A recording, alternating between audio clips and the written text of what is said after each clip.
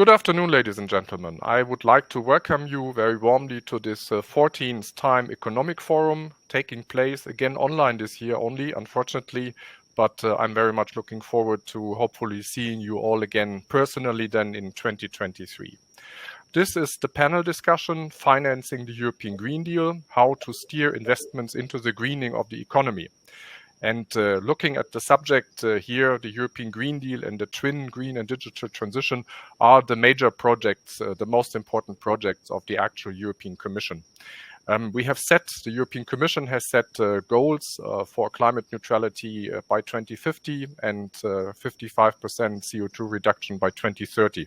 So the question really is, how do we make this change happen, this change of economy and society here, the greening of the economy, of the society, how to steer investments, how to bundle funding as well that we have available, and to drive the agenda forward. Our economies will require huge amounts of financing of investment over the next decades, and it's a complete change of our system. If it goes well, I think Europe will be a very attractive place to live and to invest.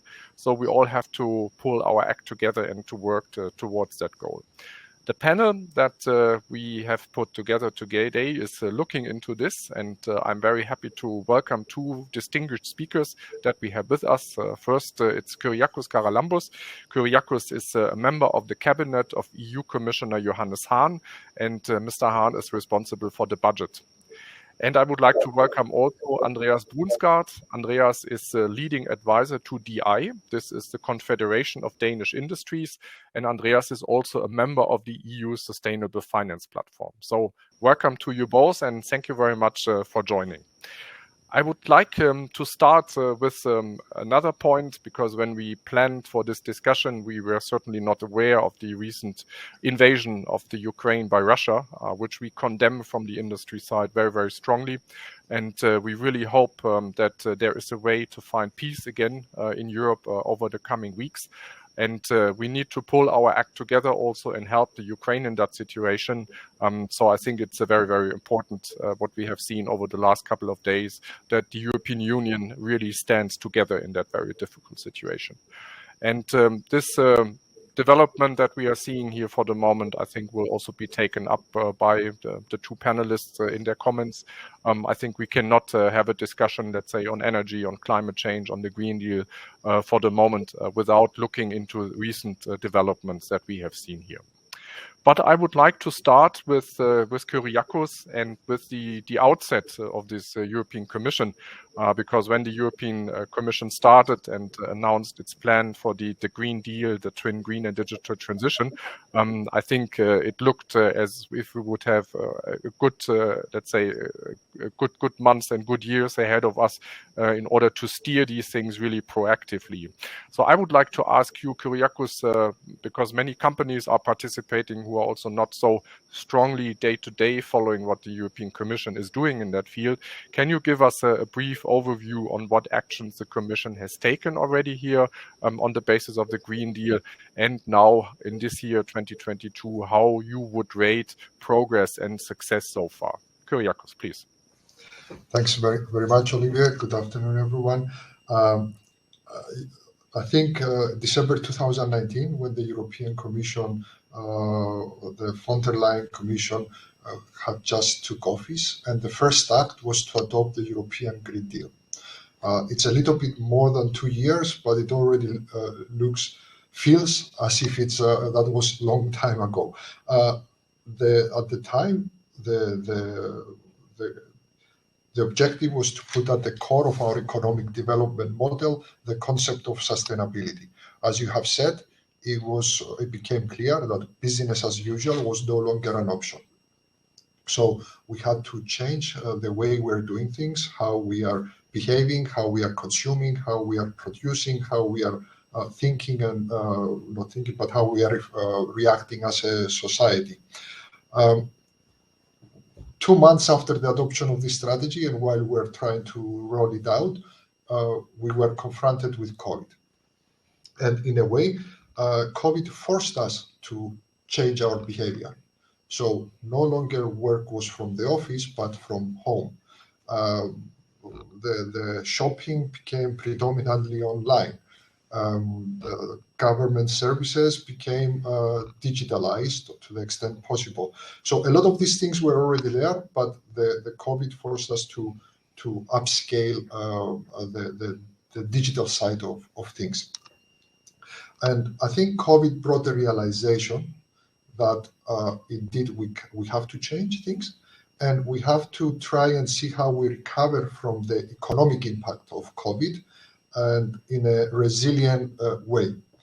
And I think in doing so, the European Commission proposed the Next Generation EU, which is financing the recovery and resilience plans of the member states, and to finance exactly the green and digital transition. Several measures have been adopted in that respect. So, for example, we have the Fit for 55 package. We have the taxonomy, the biodiversity strategy, the hydrogen strategy. It's a host of measures which are designed to drive this transformation. But I think the COVID crisis, as well as the current crisis, shows that we need to rebuild and to recover in a resilient way. And I think that the green transition is a very good example, or it's proven already that it's the best way to become more resilient. Just to give you one example, renewable energy. By making the shift to renewable energy from solar or from wind or from other sources, immediately we could tackle part of the geostrategic issues that we are facing right now. So we are less dependent on imports from oils, and that is very good for our finances, but it's also very good for a political and geopolitical point of view. So I would say the European Green Deal and the digital and green transition, when we started with that, it was a different world.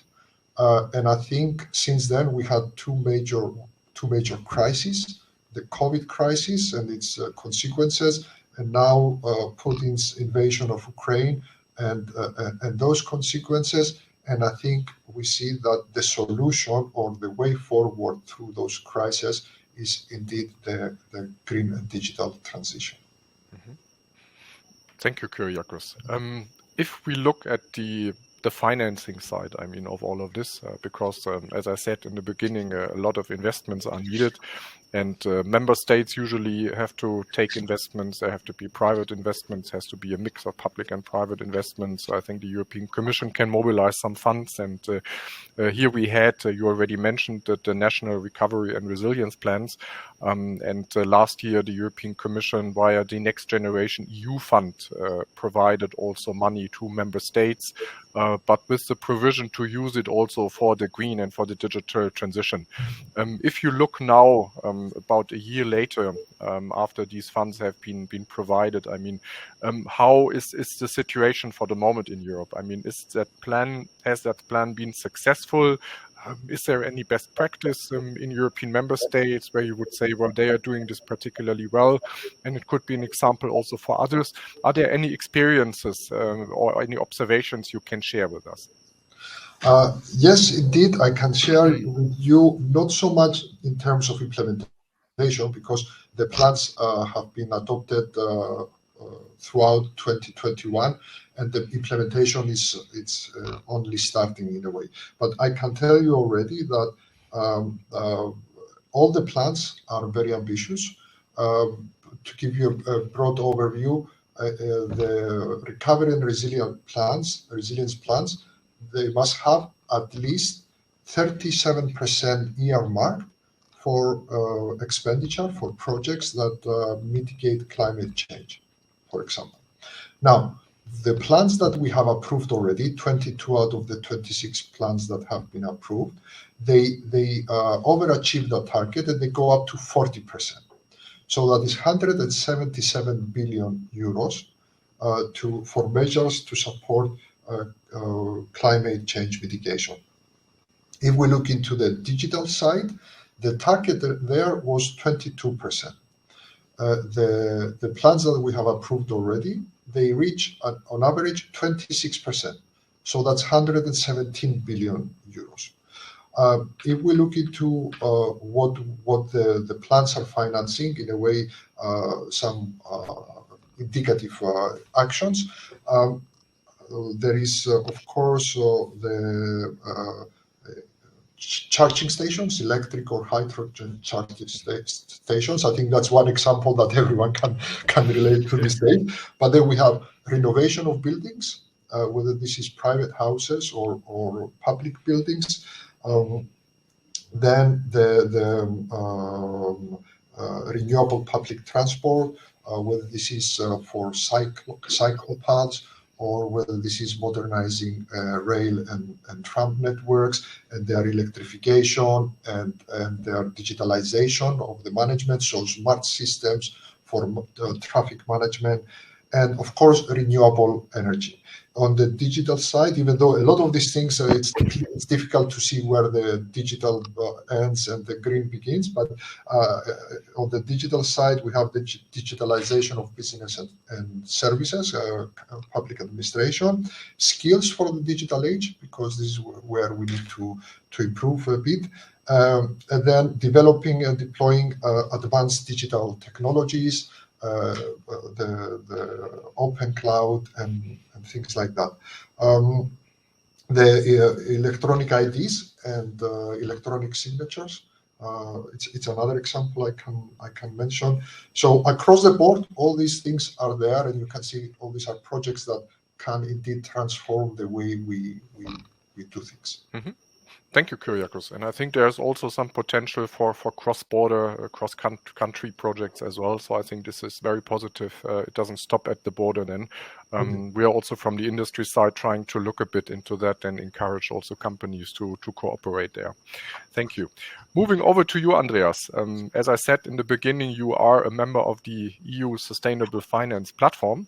And this platform has been set up, I think, to advise a bit the European Commission on taxonomy issues, sustainable finance issues, on how best to classify, let's say, economic activities and steer in the mid to long term investments also into the greening.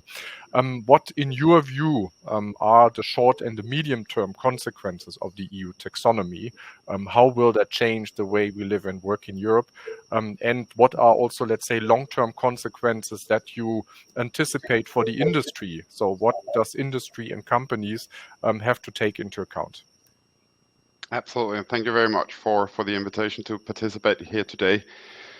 Correct. On behalf of the Orgalim, the European organization for engineering industries, I'm leading the work, or has a mandate to represent the industry in this platform, a technical advisory body to the Commission on the technical substance of basically of the taxonomy.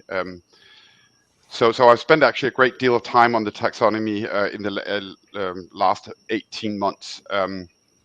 And there's a lot of work going on. It's still progressing, and we're not there. But the idea is that aside from all this public funding that we obviously need, and I think from industry we would like to also say thank you for the Commission to really, both in terms of the EU budget and the next generation EU, really focusing on finance for the greening of our economies.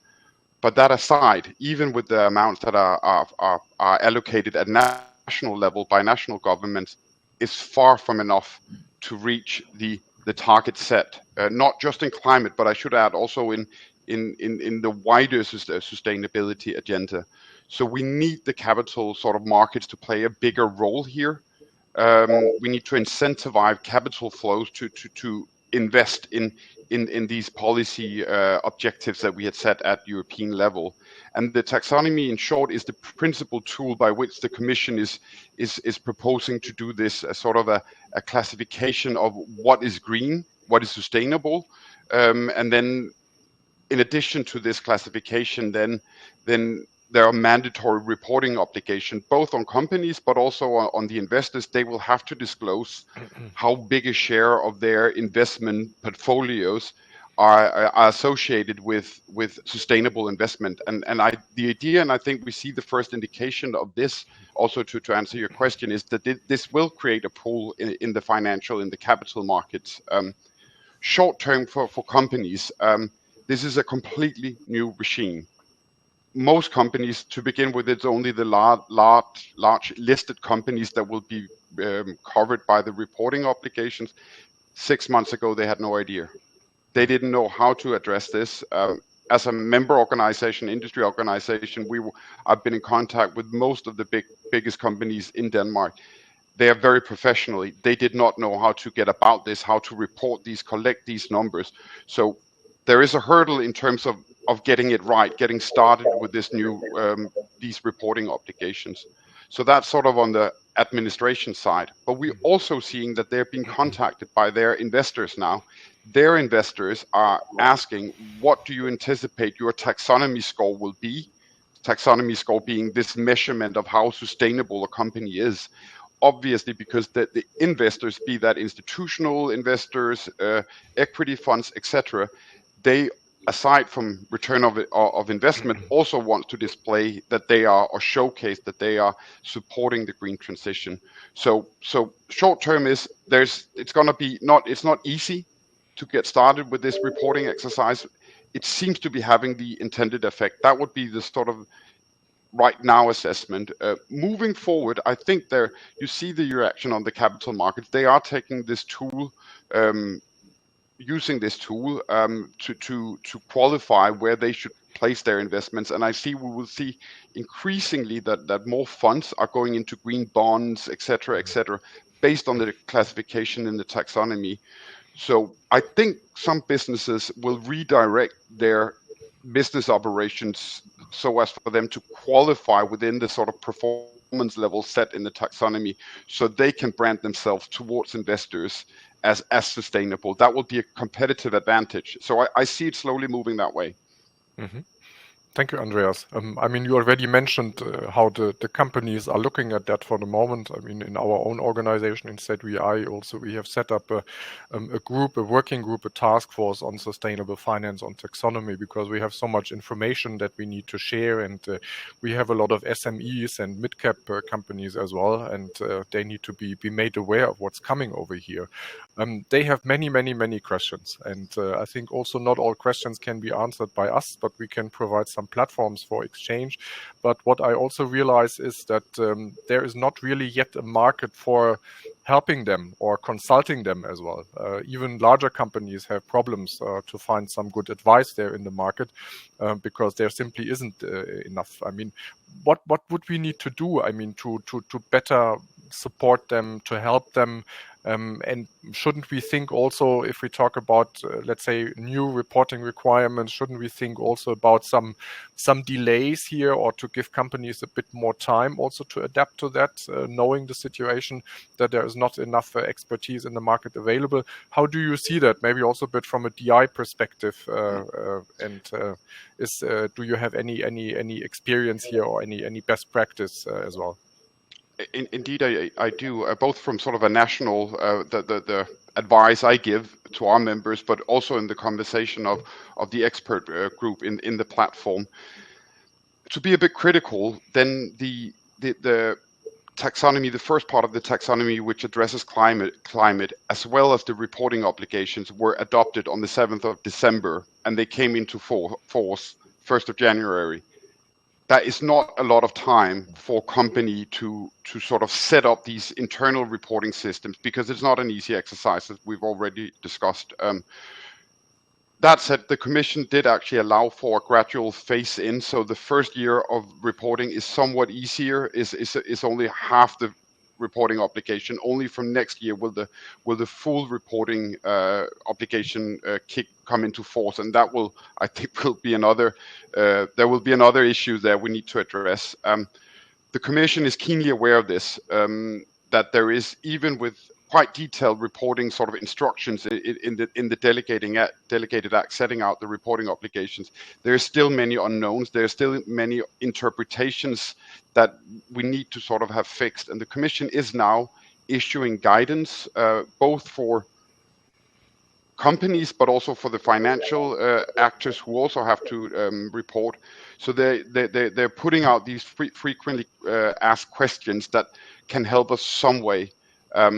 But it's not enough, and I think the Commission is aware of that, and we as an expert group is also now developing further guidance for the Commission to adopt and put out as formal Commission documents that should make it easier. Mm-hmm. Last point, I think it's very important to establish the fact that the reporting obligations are only cover large listed companies with more than 500 employees. And these are the ones that I've been talking about so far, and they don't find it too easy to get started with this. When the CSRD, the Corporate Sustainability Reporting Directive, which is currently under negotiation in Brussels, when that takes effect, then the scope of the reporting obligations for the taxonomy will be expanded to cover all European companies, listed or not listed, with more than 250 employees. And that is going to be a major challenge. If the big international, global European companies struggle to get this right now, I dare to think how will be when we sort of talk about the mid-cap companies that don't have the same sort of internal compliance resources and reporting resources. So and I think it rests on industry so also to go in and help there alongside the Commission, of course. Mm-hmm. Mm-hmm. Just a question on the work of the Sustainable Finance Platform, because it's advising the European Commission, but obviously the European Commission is not always bound to things that are being said or done here. So it's in the end the policy maker, the decision makers who decide there. Do you have the feeling that the work is successful that you do in the Sustainable Finance Platform for the moment, so that the European Commission takes on the advice you are providing, or is it a bit of a mix? I think I think in general it's okay, and I also want to start by saying I think some in the platform get it wrong. They think that they are the legislators. We have been asked to give advice, and by the end of the day, it has to be the Commission that decides politically what they want to put out, and eventually it would have to be approved by the Council and Parliament. We are asked to provide scientific-based advice as to how the taxonomy should work, both in terms of performance level in all these sectors, but also on the reporting side, etc., etc. Those areas that gets the most, you can say, headings in the press are the controversial ones, right? So there's been a lot of talk about whether nuclear and gas should be labeled as sustainable investment object. The platform as a whole were against that idea and issued negative advice on that, and the Commission said thank you, but we have a different interpretation of the legal base of the taxonomy. We think this is feasible and we should go this way, and some member states are asking for it. That obviously created some tension in the work of the platform. But I think we should set that aside. That is only a tiny share, and the whole energy sector now for the climate mitigation objective is concluded now, and we are moving on to other works now, and spending a lot of time on that, which relates not to climate, but more to environmental issues such as biodiversity, circular economy, water, and pollution issues. And in that sense, I think there is a very good also day-to-day collaboration between the Commission and the platform. And we will, by just the last note here, we will be make public our recommendation for the extension or the environmental chapter of the taxonomy by the end of March, and it's my expectation that the Commission will follow most of that advice. I think it's not so controversial, so I would assume that they would take that on board, as they have done with a lot of the other recommendations we have put forward. Mm-hmm. That might also apply then to the inclusion of other sectors, because this is also an ongoing discussion that we have for the moment, that the current EU taxonomy still fails to cover a number of sectors which are really providing a lot of solutions, I mean, to the greening of the economy. We're talking about electrical equipment, about machinery. I also saw recent discussions about data centers, for instance.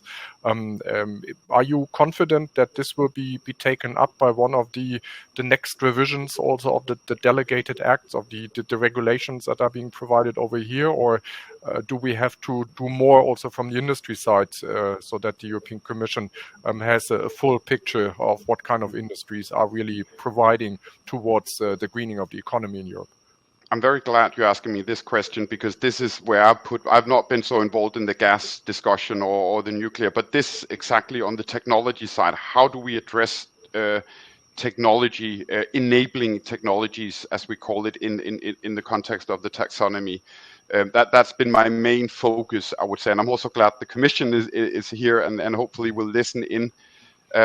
I have a concern that the logic of the taxonomy is such that it's from the outset, it's the most sort of those sectors with the highest environmental impact combined with their potential for improving that decides whether they're in the taxonomy or not. And that's fair. I mean, that's the energy sector, that's the forestry, that's steel production.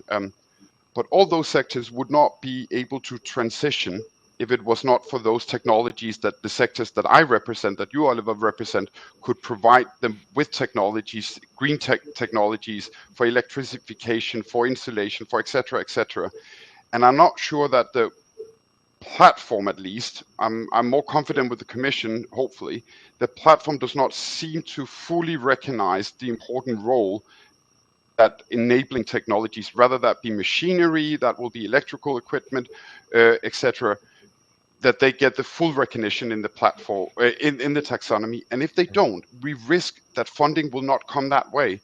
This is a stronghold of Europe. This is key for the transition. And if we somehow block or make it more difficult for investors to go and invest in the next generation of technology, innovation, then I think we set ourselves up for failure. But there is work ongoing, and I'm confident. I cannot fully disclose what will be in the report yet, but there's some good forces working on that way. If we don't get it in the recommendations of the platform, then I think we as industry should go directly to the Commission, and hopefully then the Commission can make it right. Thank you, Andreas. Coming back again to the money, to the investment side, and to you, Kyriacos, the MFF, as it is called, the acronym is the Multi-Annual Financial Framework. So this is the long-term financial planning of the European Commission. And I think the current MFF goes until 2027. 2027, this is in 5 years. On the one side, it's a long time. On the other side, we all know how quickly time passes these days. Are there already any provisions, any thoughts, any preparations for the next MFF? I still remember we have worked also a bit with Commissioner Oettinger in the past, and I still remember long discussions he had also with member states and with many others here.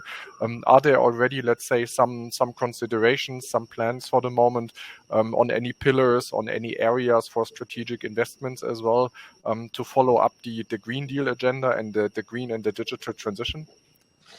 Well, I mean, the short answer is no, but it's not always like that. I mean, the Green Deal and the transition, you mentioned it, I think, at the beginning, that it's targets for 2030 and 2050. And then Andreas also referred to the amount of financing that we need in that time horizon. So I don't think that in the 2028, when the new multi-annual financial framework will kick in, that the political priorities at the macro level will be that different. Now, below that, you can, I think from now it's difficult to say whether we need more on hydrogen or more on another kind of technology. So these kind of discussions are continuing all the time. It never stops. The moment we adopt the multi-annual financial framework, we start thinking immediately about the next round. But if I were to say, it's not about then choosing political priorities, because I think those we have set them for the medium term at least. I think it's more about how becoming more flexible, how becoming more adaptive, how we can become more dynamic, and of course to simplify a lot as well. I mean, Andreas, on your taxonomy explanations, I think you capture there the complexity of everything. I mean, this is taxonomy. It's about economic activity. If you look into the annex, remind me how many pages. It's hundreds of pages of technical specifications for several sectors. So I think it's understandably things come late. Understandably, not everything is included, but it also shows that it's a moving target. So for the next MFF, I think what we are working constantly is not so much of identifying now in 2022 the priorities for 2028, but exactly seeing how we can become more flexible, more dynamic, and simplify things as well. Clear. Thank you, Kyriacos. Moving to another layer of this discussion, which is the global competitive situation, and I think Europe wants to improve also its competitive positioning here. We see, if I look east to some of the Asian countries, China in particular, but not only, many others, we see a bit a race for subsidies and investments for the moment. Yeah, I mean, everyone tries to come up with these billions of investments into certain strategic areas. We are seeing it for the moment also in the area of microelectronics, where I think the European Commission has been very smart, because we realize that we need to build up again a microelectronic ecosystem here in Europe, and we need to invest publicly and privately, and a number of activities now with IPCIs, the EU Chips Act, and the pooling of funding here, and also an alliance. I think a lot of activities are probably going in the right direction for the coming years. But the question is really, I mean, can we win such a race internationally, or are there, let's say, any other factors that are more, I would say, from a European perspective, so positive, beneficial also, that we would say it's more an overall package? So it's the money on one side, but also it could be like regulatory certainty or other factors. I mean, how do you see it? I mean, what makes Europe really attractive to get investments from around the world? Well, I think you covered a lot of the things that we need to do. Indeed, it's not only about funding, because if it was only for that, let's say we could go out and buy things. But it's about developing the ecosystem. It's about the supply chain, the value chain of the industry. So the CHIPS Act attempts to provide certainty as well, to provide the regulatory framework that allows us to build up this ecosystem. I'll give you one example. I think on R&I, the European Union is #1 globally on microelectronics. However, we have less than 10% of market share.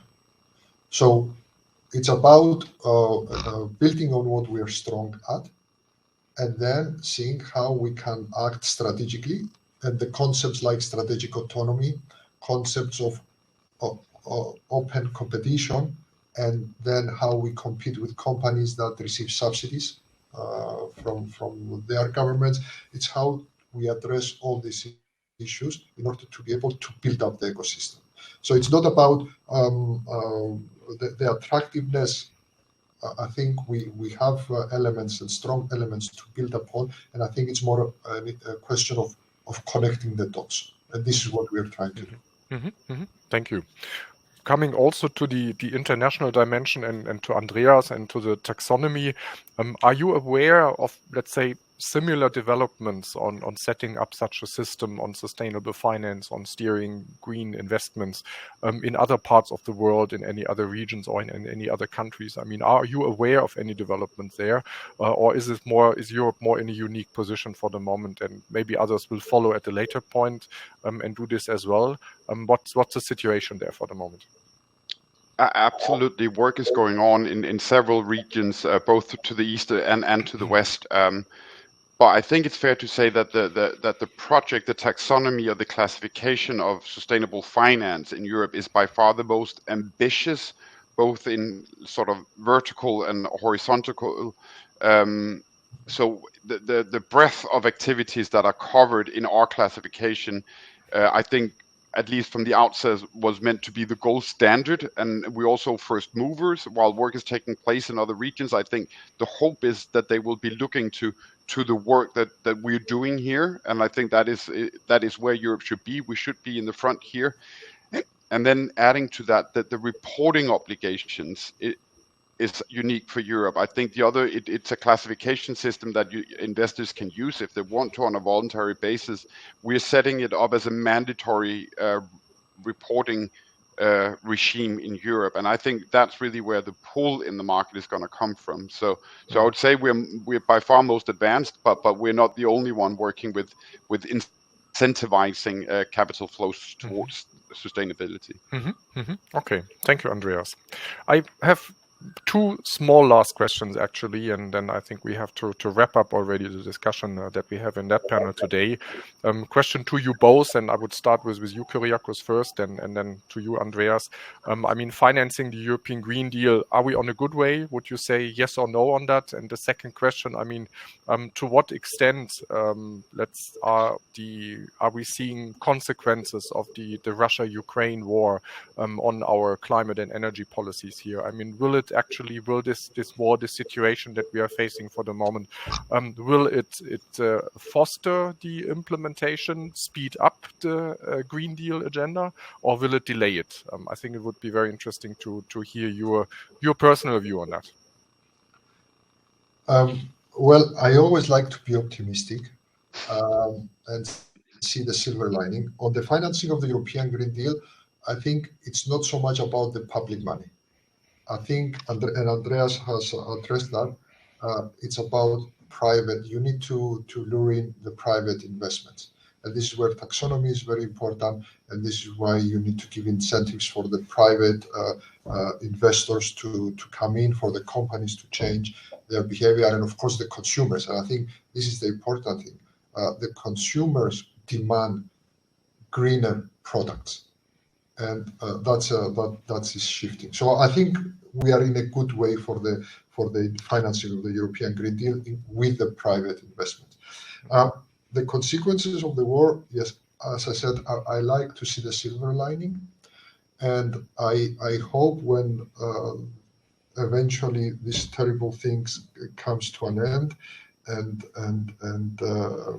there is peace, that we would have been convinced, or we would have doubled our efforts to move to renewable sources of energy, because that would take away a lot of the underlying dimensions of this conflict in a way. Thank you, Kyriacos. Andreas, and you, financing the European Green Deal, are we on a good way? And the consequences, let's say, out of the situation, the developments that we see for the moment, is it rather speeding up the greening that we have here in Europe, or is it delaying it?